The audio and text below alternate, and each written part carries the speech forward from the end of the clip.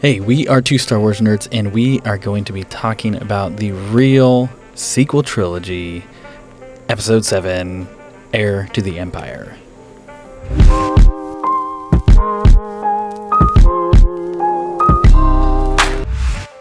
All right, so this was a lot of fun because this is the first EU book that we've actually both read together at the same time. Yes. So yeah, that was really cool. For full disclosure, I listened to it. I listened to I think it was the 20th anniversary, the Mark Thompson audiobook, and you physically... I read this bad boy right here. Physically read the book. Mm-hmm. No Legends banner.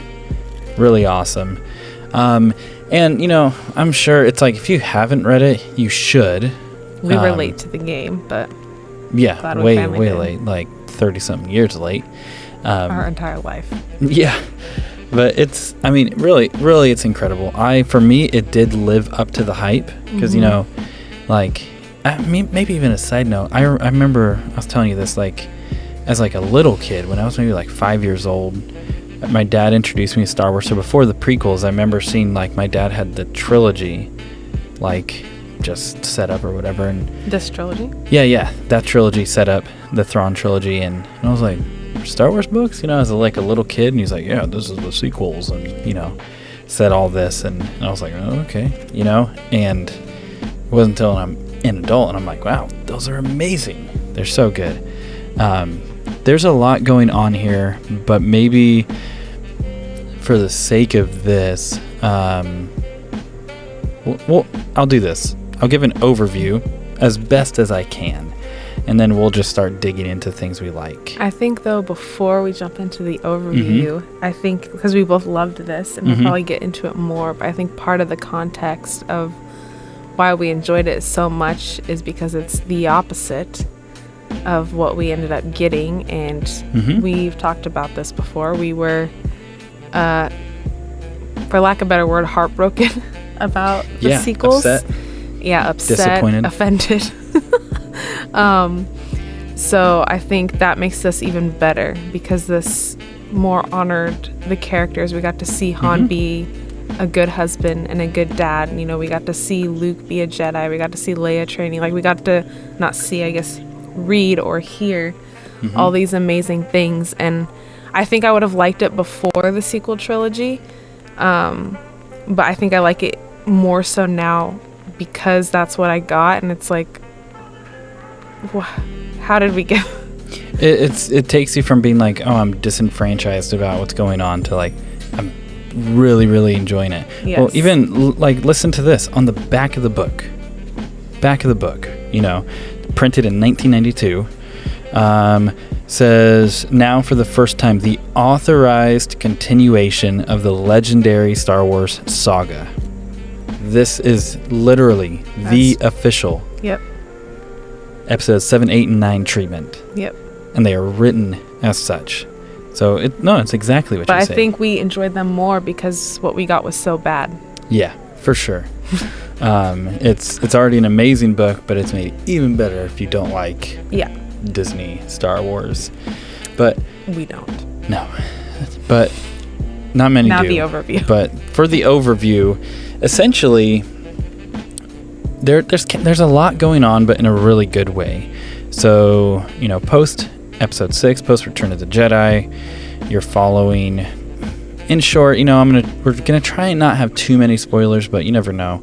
And I think a lot of people have already read this. This is our review. So, essentially, you're following Luke, Leia, and Han, and Thrawn.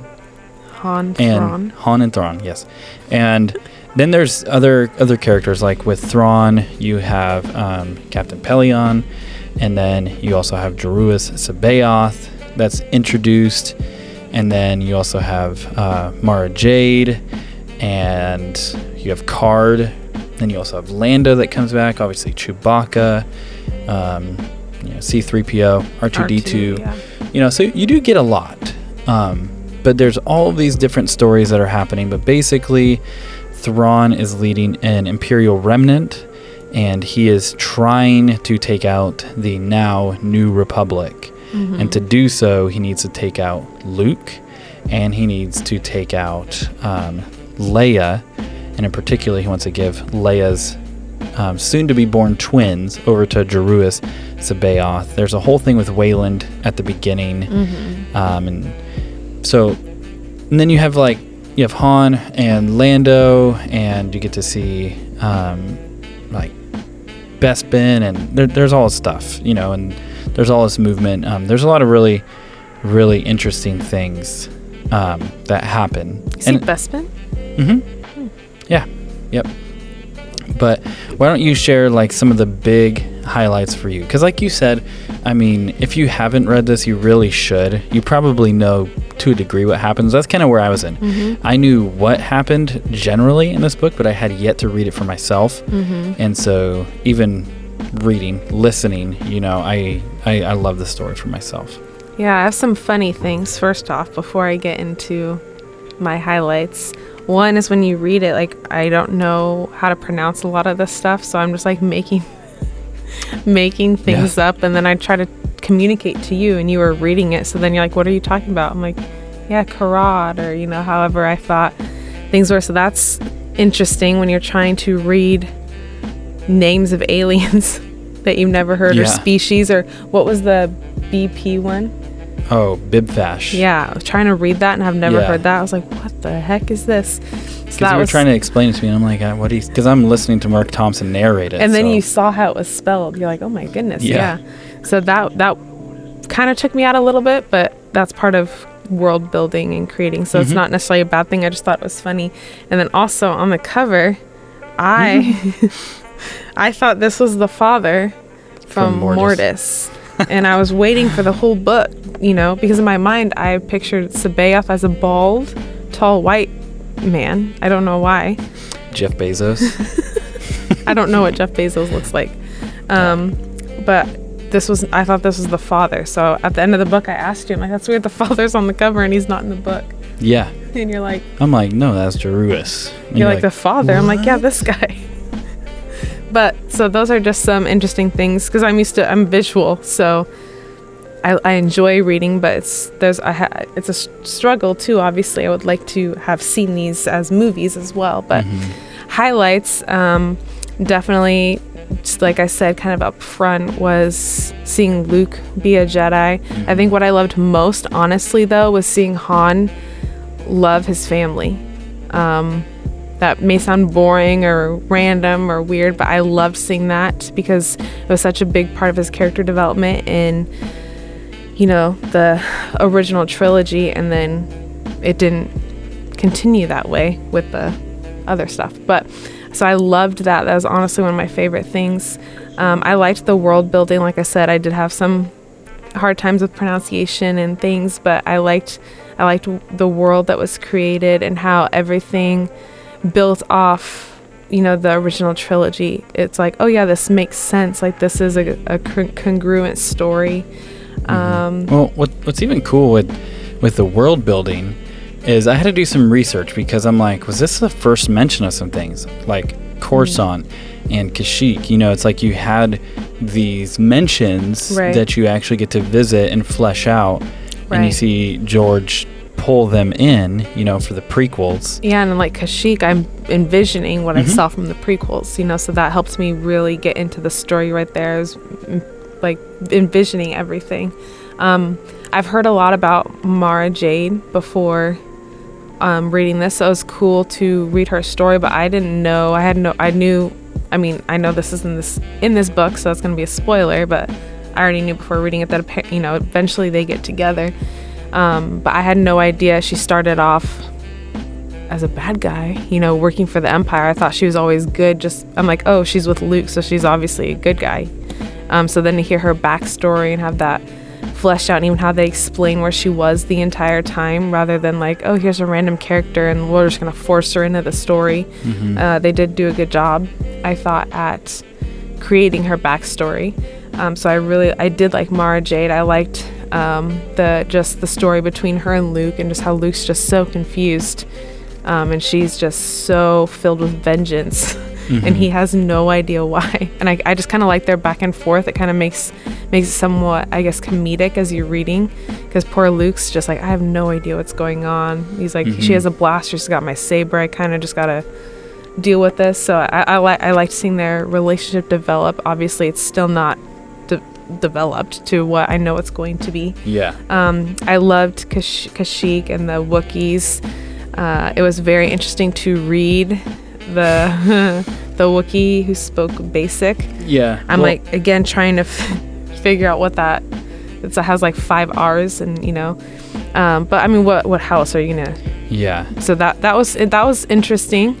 And that even got into, like, not a complaint I had about the book, but I listened to it, and Mark Thompson did a great job narrating that, but it was kind of annoying. I was like, I remember hearing it once. I was like, what the heck are you listening to? It's long.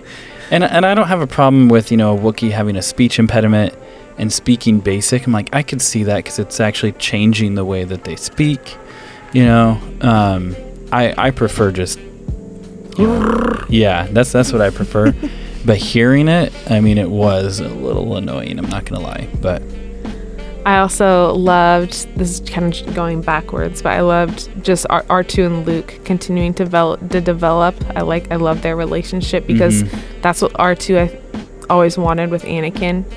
And he's finally, getting someone who's actually, not going to abandon him on the ship. So I love them together. I love Leia's training sessions, and when she's using the Force, or any part of her Jedi-ness coming out.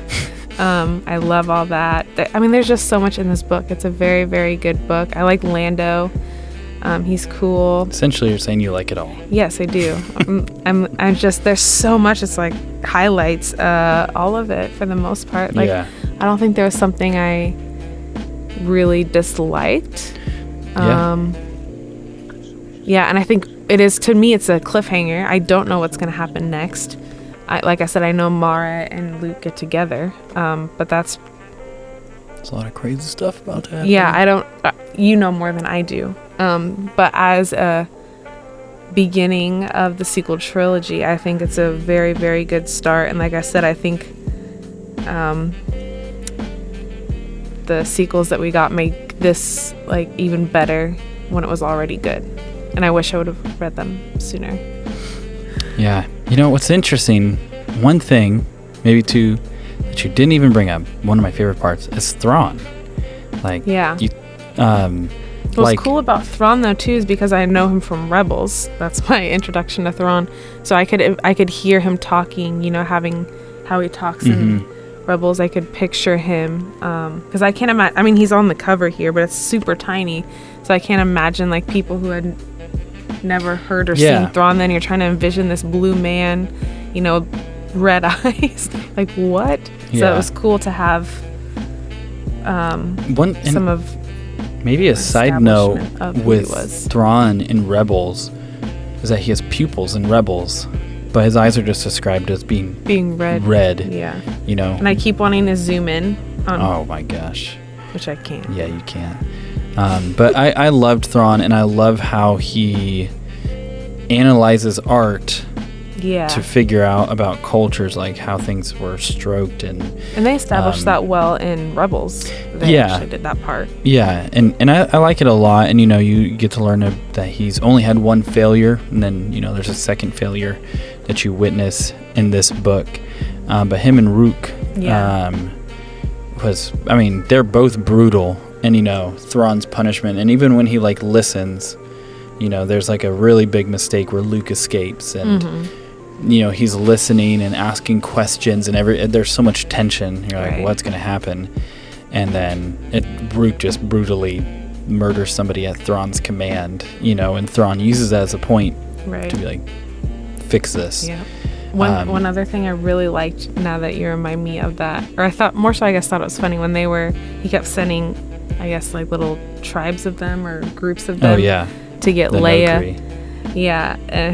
And the one like smells her.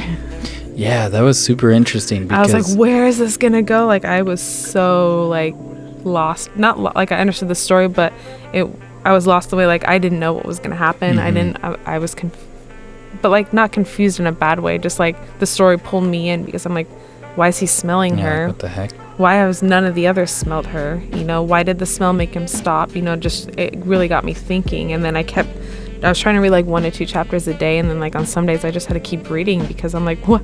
I need to know why this guy's smelling her and why that's significant. And then finding out that he, like, essentially they worshipped Vader, and he smells Vader's scent on her, and then he's like bowing down to her, and she's like kind of confused. So I thought that part made me laugh. I liked that. Yeah, that was really interesting, learning about the Nogri and their worship of Vader. Yeah, that was super interesting. You covered quite a bit. What I liked is there was a lot of references to the original trilogy. Yeah. And there was even further things that George Lucas did, like reference the Clone Wars in A New Hope. They referenced Clone Wars too, didn't they? Yeah, they referenced Clone Wars quite a bit. Mm-hmm. But what I liked is, in that same regard, that Timothy Zahn would make references of things that didn't exist. Mm-hmm. And it wasn't until much later that they would be fleshed out. Like, like even Outbound Flight, another book that he wrote later, that was the mention with Joruus instead of Joruus. And so it's like, you're already like introduced to this Jedi you don't know. And then Outbound Flight, there's this like, oh man, there's all this mystery about it. And then you have Joruus, the evil, insane clone. And so you get all this really cool stuff that I like. He's pretty interesting. Yeah, he is. He's a little kooky. But I like that. Yeah, it definitely we need that adds in Star Wars. A very interesting plot element for sure, But there's there's just so much that pulls in from the original trilogy and even sets things up for the future that I really liked. There's great things. Like, you get to see Luke be a great pilot. You also get to see Luke fail and not be perfect. And I think in contrast, not to just beat the dead horse of the sequels, but in contrast, you don't see failure, specifically in Rey. You just don't. Mm-hmm. You see massive failure by the legacy characters, right. But then all these new characters can't fail, Mm-hmm. And what I like about this is you're seeing like a stumbling Luke. Yeah. You're seeing plans that it's like they're not fully fleshed out. They don't have all the details. Well, and Thrawn's a mastermind. Yeah. He's always like 8 steps ahead. So when you're going up against this guy who's been doing it forever and he's very smart, like he's full of wisdom. It's not just Palpatine. He's very strategic. Yeah. So they can't treat him like it's Palpatine. This guy's on another level. Mm-hmm. And so you have to establish Thrawn and his character, because you want good bad guys too in a story. There has to be failure on. It doesn't have to result in death and like killing the character physically, or like, hey, that's nothing that character would do type of killing. Mm-hmm. But I think that helped establish the story and pushed it forward in a good way, developing all the characters. Yeah. And even with Thrawn, and I don't know if this is how you pronounce it, but the Ysalamiri, I don't know, I think that's how you say it. Those are in Rebels too, right? Yeah. But with I don't know, now that I think about it. But anyway, with Thrawn and the Ysalamiri, what's interesting is it adds this element of like, oh well, like Luke has to figure out how to overcome without using the Force. Mm-hmm. So there's a lot of really, really cool things. I mean, all in all, I don't think there's really like a dry chapter in the book. It definitely picks up. Oh yeah. It picks up in the middle and it's screaming at the end. And then it just drops off. Yeah. What the heck? And I mean, it's wonderfully written. It's a great book. We talked about this. I literally only have one legitimate complaint. And I don't even remember that ever being about used. The book. Towards about the 2/3, 3/4 mark, right around there, Timothy Zahn starts saying sardonically a lot in the book. Maybe I was more aware of it because I was listening to the book. But And when you brought that up, I'm like, I've never heard that word or read that word. yeah, he loves that word. It's like he learned about it, and then it's like he never stopped using it, because it's really not in the book until a certain point, and it's like Mara Jade said this sardonically, Pelion said this sardonically, and it goes on and on. But anyway, overall, I think this is an amazing read. Yes. I think that everyone should read this. If you have, let us know your thoughts and comments below, because really, it's a sequel trilogy we all deserve. Yes. But with that, we are two Star Wars nerds, and may the Force be with you always.